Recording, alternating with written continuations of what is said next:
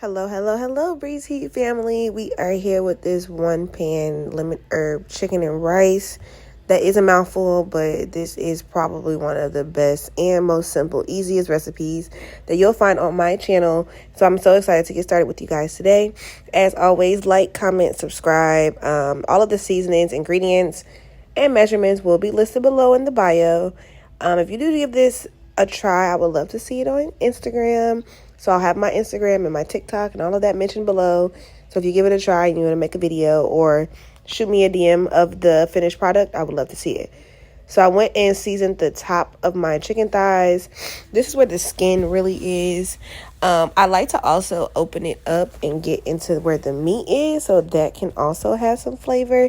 So you'll see me going in, opening it up, pulling the skin to the back, and just seasoning the inside of the chicken thighs. I feel like this gives the most flavor. And I basically just blend all of my seasonings together, like mix them up real good. And then I kind of just make like a rub in a sense and just do that on the front side, inside, as well as the back side of these chicken thighs. For this recipe, I'm using 5 just because that's what fits in my little pot pan thing. I'm pretty sure you could just do whatever is more comfortable for you. So I am next going to take some olive oil on a pan on medium heat. And a lot of people say they don't know what medium heat means, but that's just kind of like a 5 or a 6 in my house. I never really go above the like 7 and 8 range. So you'll see me add my chicken thighs in. I do have an electric stove, so if you have like a heated stove, try not to get anything too high, because I feel like that's the reason why a lot of people mess up food is because it's burnt, just because you're cooking it too high. But I did 6 minutes on each side for the chicken thighs. Flip it. If you want it to be a little bit more crispy, you can allow it to cook more. It's totally up to you. The chicken will not be done when you take it out, but that's totally fine because it will be cooked inside of the rice and everything will come together. So after 6 minutes on each side, I take the chicken out, set it to the side. Y'all can see me struggle grabbing this. Sometimes it be hard with one hand. I'm not gonna lie. I can't hold the pot. Gotta hold the phone. Gotta do a lot. But I made it happen. And next, you're going to take 2 cups of rice in the same exact pan, in the same exact flavor, like oil, all of that. And you're going to toast your rice. Toasting your rice just gives it a little bit more, I don't know what it does, but I like to toast it in this flavor because it's going to give the chicken and the rice like all of the same flavor, if that makes sense. So after I toasted my rice, I went ahead and added some lemon zest to it because it was a little fancy. I probably only added like a tablespoon. Like, I'm not even gonna lie to y'all. I didn't feel like doing it for that long. And I didn't want the lemon zest or flavoring to be too overpowering over everything else that is in the dish. So you kind of want it to be subtle, but you can still taste it.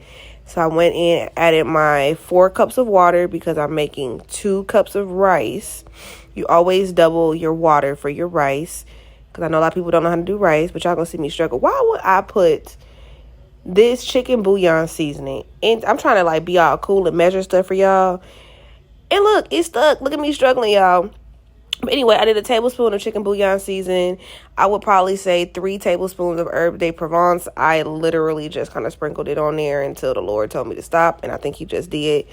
So boom, there it is. Sprinkle it on there. And then I also kind of mixed that around and added some Creole seasoning to it as well, just because I wanted to have a little bit more flavor. I don't want it to be too bland. So then I went and added my chicken back into the pan. Like I said, this chicken is not done, so do not be stressed about if it doesn't look done. It's not going to be done. It's going to be done when you finish this, though. And I added a little slice of lemon in the middle just for, flavor and so it could look good. And I covered this for, I would say, 10 minutes. After 10 minutes, I uncovered it and let it cook on a lower setting, probably like 4 or 5. Probably like 3 or 4, I would say. And after it, you just uncover your pot when you finish that rice. And look at that. Y'all, we be adding parsley and some lemon slices in there so we can look like a baby. You know what I'm saying? Baddie alert. Yes, look at that chicken. Look at that crisp, y'all. I love rice and I love chicken. So this is the perfect meal for me. And I can make this meal stretch for at least 2 to 3 days.